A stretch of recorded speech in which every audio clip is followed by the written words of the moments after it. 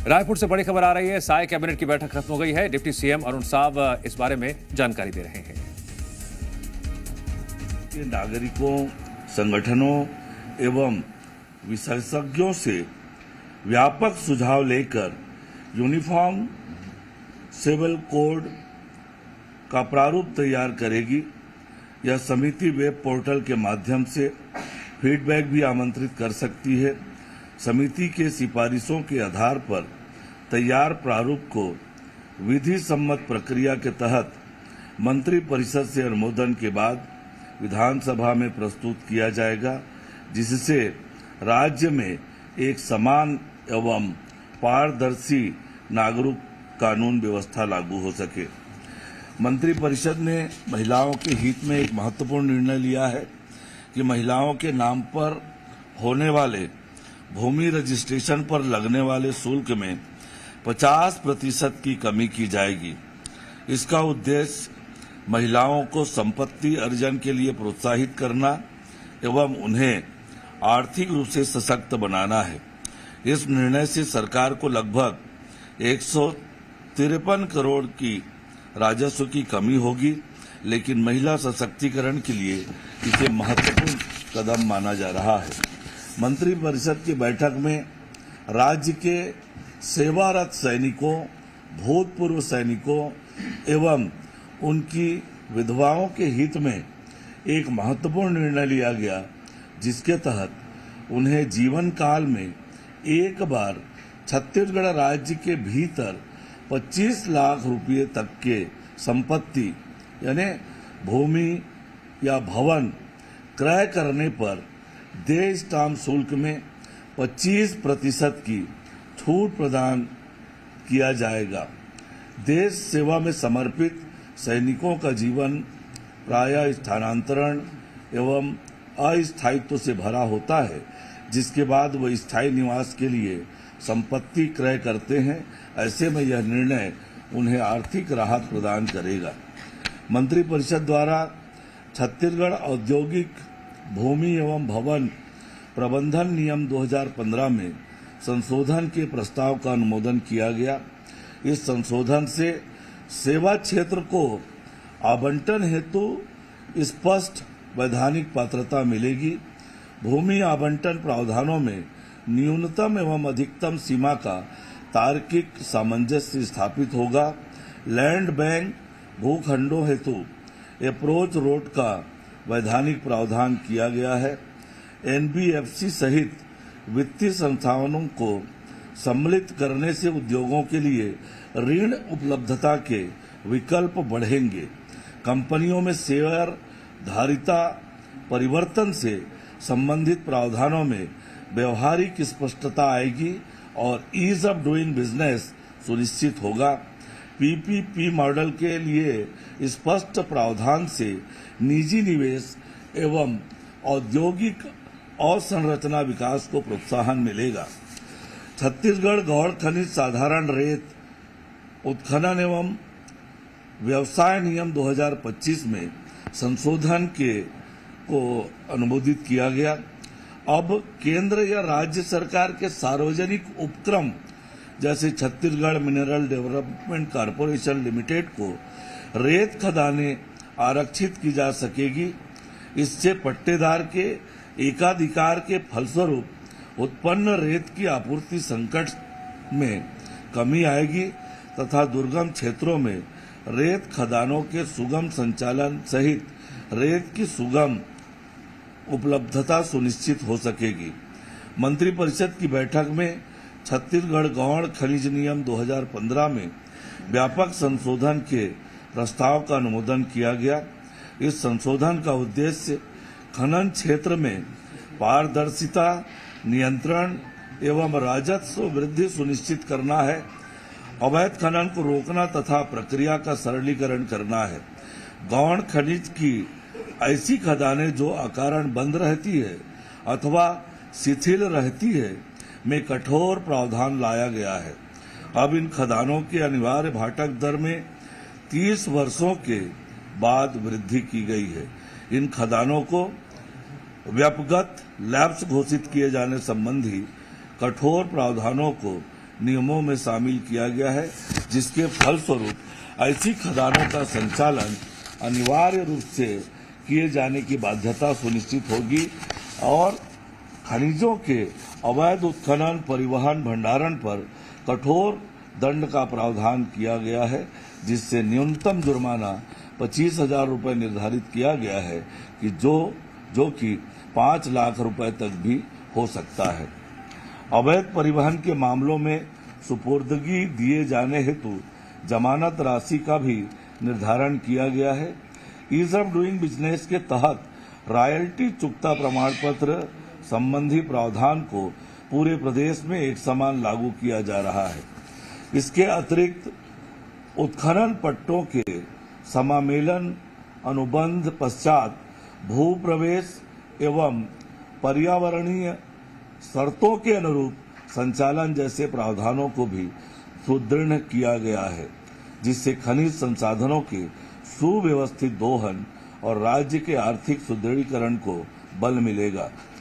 मंत्रिपरिषद द्वारा दुधारू पशु प्रदाय संबंधी पायलट प्रोजेक्ट योजना में समस्त सामाजिक वर्ग के हितग्राहियों को लाभान्वित किए जाने संबंधी संशोधन तथा एनडीडीबी के साथ निष्पादित एमओयू की संबंधित कंडिका में संशोधन का अनुमोदन किया गया। इससे अनुसूचित जनजाति वर्ग सहित सभी सामाजिक वर्ग के हितग्राहियों को लाभान्वित किया जा सकेगा, जिससे उनके स्वरोजगार और आय में वृद्धि होगी तथा प्रदेश के सर्वांगीण सामाजिक आर्थिक विकास में सहयोग प्राप्त हो सकेगा। मंत्रिपरिषद द्वारा राज्य में पशुओं को संक्रामक रोगों से बचाने हेतु आवश्यक प्रतिबंधात्मक टीका द्रव्यों की समय पर उपलब्धता सुनिश्चित करने के लिए नेशनल डेयरी डेवलपमेंट बोर्ड की subsidiary company Indian Immunologicals limited Hyderabad से टीकों की खरीदी किए जाने की अनुमति प्रदान की गई है। निविदा प्रक्रिया में पर्याप्त प्रतिस्पर्धा न बन पाने एवं जेम पोर्टल पर दर उपलब्ध न होने के कारण टीकों की समय पर आपूर्ति में बाधा आ रही थी, जिससे पशुओं का नियमित टीकाकरण प्रभावित हो रहा था। निर्णय के अनुसार वित्तीय वर्ष 2026-27 में जनवरी 27 तक आवश्यक टीका द्रव्यों का क्रय उक्त एजेंसी से किया जाएगा, जिससे पशुओं में रोगों की रोकथाम, मृत्यु दर में कमी, पशुपालकों को आर्थिक सुरक्षा तथा दुग्ध, अंडा, मांस उत्पादन में वृद्धि सुनिश्चित हो सकेगी। मंत्रिपरिषद की बैठक में एक महत्वपूर्ण वित्तीय प्रस्ताव को स्वीकृति प्रदान की गई, जिसके तहत मध्य प्रदेश राज्य पुनर्गठन अधिनियम 2000 के प्रावधानों के अनुरूप छत्तीसगढ़ एवं मध्य प्रदेश के बीच पेंशन दायित्वों के प्रभाजन के संदर्भ में छत्तीसगढ़ शासन द्वारा पूर्व वर्षों में किए गए 10,536 करोड़ रुपए के अधिक पेंशन भुगतान की राशि की वापसी पर सहमति दी गई। बैंकों द्वारा पूर्व में हुए त्रुटिपूर्ण लेखांकन के कारण यह अतिरिक्त भुगतान हुआ था, जिसका पुनर्मिलान एवं सत्यापन संयुक्त दल द्वारा किया गया है। प्रस्ताव के अनुसार मध्य प्रदेश शासन द्वारा 2,000 करोड़ रुपए की राशि वित्तीय वर्ष 25-26 में प्रदान की जा चुकी है। शेष 8,536 करोड़ की राशि आगामी 6 वार्षिक किस्तों में दी जाएगी। मंत्रिपरिषद ने इस व्यवस्था को स्वीकार करते हुए वित्त विभाग को आवश्यक कार्यवाही के लिए अधिकृत किया गया है। इसके अलावा आगामी खरीफ सीजन हेतु उर्वरक की व्यवस्था तथा राज्य में एलपीजी गैस की उपलब्धता की स्थिति की भी समीक्षा मंत्रिपरिषद की बैठक में किया गया। Thank you.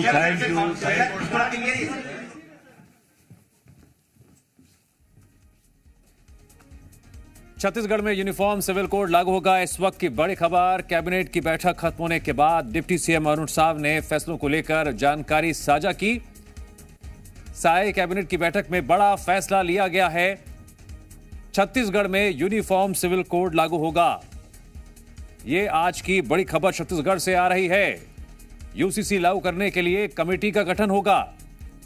सिलसिलेवार तरीके से इसको लेकर जो बयान सामने आ रहे थे, आखिरकार आज की कैबिनेट की बैठक में बड़ा फैसला लिया गया है। छत्तीसगढ़ में यूनिफॉर्म सिविल कोड लागू होगा।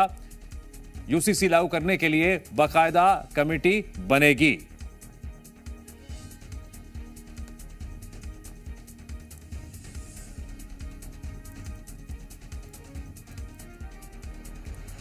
अब से कुछ ही देर पहले डिप्टी सीएम अरुण साव ने कैबिनेट में लिए गए फैसलों को लेकर विस्तार से जानकारी दी और इस बैठक से जो सबसे बड़ी खबर निकलकर सामने आई वो यूसीसी को लेकर सामने आई है, जिसकी हाल ही के दिनों में काफी चर्चा भी हो रही थी और आज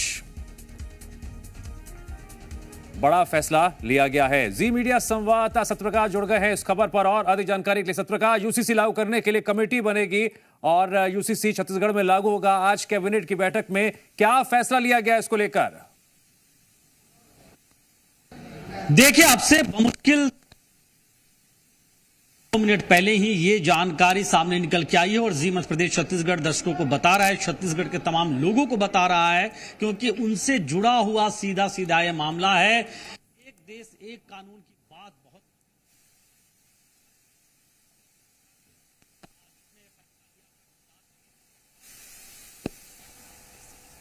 सत्यप्रकाश, कुछ तकनीकी खराबी आ रही है, आपकी आवाज नहीं आ पा रही है। वापस लौटेंगे, आप चेक कर लीजिए, कुछ दिक्कत तो नहीं हुई है। बैठक में कई प्रस्तावों पर मुहर लगी है, लेकिन छत्तीसगढ़ में यूसीसी लागू करने को लेकर आज की सबसे बड़ी खबर आई है कैबिनेट की बैठक से। सत्यप्रकाश एक बार फिर जुड़ गए हमारे साथ। सत्यप्रकाश, अगर आपको मेरी आवाज आ रही हो, बात जारी रखिए। लगता है सत्यप्रकाश हमारा संपर्क टूट गया है, दोबारा उनसे संपर्क साधने की कोशिश कर रहे हैं, लेकिन इस बीच इस खबर पर हमारी नजर बनी हुई है। अपने आप में यह बड़ा फैसला जनता के लिए भी है। हाल ही के दिनों में आप लगातार पॉलिटिकल रिएक्शन भी सुन रहे थे यूसीसी कोड को लेकर, जिस तरह से कांग्रेस के भी बयान सामने आए थे। छत्तीसगढ़ में अब यूनिफॉर्म सिविल कोड लागू होगा, उसके लिए कमेटी बनेगी, कमेटी का गठन किया जाएगा। सिलसिलेवार तरीके से जो प्रोसेस है वो आगे जारी रहेगा। एक बार फिर से हमारे से जुड़ गए हैं सत्यप्रकाश। सत्यप्रकाश, आगे क्या प्रोसेस रहेगा, विस्तार से बताइए पूरी खबर। देखिए, छत्तीसगढ़ सरकार ने ये बड़ा फैसला लिया है। एक देश एक कानून की बात आ रही थी, कुछ राज्य हैं जो इनमें आगे बढ़ चुके हैं, उत्तराखंड सहित कुछ अन्य राज्य हैं। अब छत्तीसगढ़ सरकार इसमें आगे बढ़ रही है। मतलब छत्तीसगढ़ में यूसीसी लागू करने का फैसला आज विष्णुदेव साय कैबिनेट की बैठक में हो गया है। मतलब छत्तीसगढ़ में आने वाले वक्त में यूसीसी लागू होगी। अब इसमें होगा क्या? होगा ये कि इसमें एक समिति बनाई गई है, उच्च स्तरीय समिति बनाई गई है। समिति के अध्यक्ष का नाम भी तय कर दिया गया है। मुख्यमंत्री विष्णुदेव साय को कैबिनेट ने यह अधिकार दिया है। कैबिनेट के मुखिया भी वही होते हैं कि बाकी समिति के जो सदस्य होंगे उसकी नियुक्ति उनकी अनुशंसा पे होगी। ये समिति रिपोर्ट तैयार करेगी। ये आम लोगों से भी सुझाव ले सकती है, जनप्रतिनिधियों और दूसरे वर्ग के लोगों से भी सुझाव ले सकती है और ये समिति अपने तमाम सुझाव लेने के बाद जो रिपोर्ट तैयार करेगी वो रिपोर्ट देगी राज्य शासन को। राज्य सरकार फिर इसे अगली कैबिनेट की बैठक में रखेगी, कैबिनेट से अप्रूवल होगा, फिर इसे विधानसभा में रखा जाएगा विधेयक के तौर पे। और विधेयक पास होने के बाद, और देखिए छत्तीसगढ़ में भारतीय जनता पार्टी पूर्ण बहुमत में है, तो विधेयक पास होना तय माना जा रहा है और विधेयक पास होने के बाद राज्यपाल के पास जाएगा दस्तखत के लिए और राज्यपाल के अप्रूवल के बाद नोटिफिकेशन होगा, गजेटेड नोटिफिकेशन, और उसके बाद एक कानूनी रूप ले लेगा। तो ये मैं प्रक्रिया बताया, लेकिन सबसे बड़ी खबर जो छत्तीसगढ़ के सभी लोगों से जुड़ी हुई है कि अब छत्तीसगढ़ में यूसीसी यूनिफॉर्म सिविल कोड लागू होने का रास्ता पूरी तरह साफ हो चुका है, क्योंकि छत्तीसगढ़ कैबिनेट ने, विष्णुदेव साय मुख्यमंत्री की कैबिनेट ने यह फैसला ले लिया है। दिव्यांश, बिल्कुल सत्यप्रकाश, उत्तराखंड का हम जिक्र कर रहे थे और अभी कुछ दिन पहले उप मुख्यमंत्री विजय शर्मा ने भी इसको लेकर बड़ा बयान दिया था कि उत्तराखंड के मॉडल को स्टडी किया जा रहा है और लगातार हम राजनीतिक प्रतिक्रिया कांग्रेस की तरफ से भी सुन रहे थे, लेकिन सरकार की मंशा साफ थी, स्टैंड बिल्कुल क्लियर था और आज कैबिनेट की बैठक में सब कुछ क्लियर हो गया। बिल्कुल, देखिए दिव्यांश, ये इसलिए जरूरी माना जा रहा है और खासतौर पे जिस तरह से अलग अलग राज्य, खासतौर पे जो बीजेपी शासित राज्य हैं, वो जिस तरह से आगे बढ़ रहे हैं। मसलन मैंने उत्तराखंड का जिक्र किया, ये मेरी जानकारी में है कि गुजरात में भी विधेयक संभवतः पास हो गया है। कुछ अन्य राज्य, मध्य प्रदेश में भी इस तरह का जिक्र सामने निकल के आया था। अब छत्तीसगढ़ से ये फैसला सामने निकल के आया है। मतलब कि देश में सभी के लिए एक समान कानून हो।